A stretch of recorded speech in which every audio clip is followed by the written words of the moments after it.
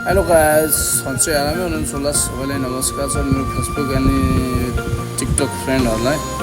ल आज म जाँदैछु घरतिर होइन, ससुरालदेखि घरतिर जाँदैछु। अब ब्याग स्याग बोक्यो। अब यसो हेर्छु त मेरो बुढी पो तयार भएको छैन, भर्खरै कपाल कोर्दै रहेछ होइन। अनि किन हो यति ढिलो गरेको भनेको, अनि नले टाउ भन्दाखेरि ल मेरो बाइक यही हो, बाउको पालाको बाइक हो यो।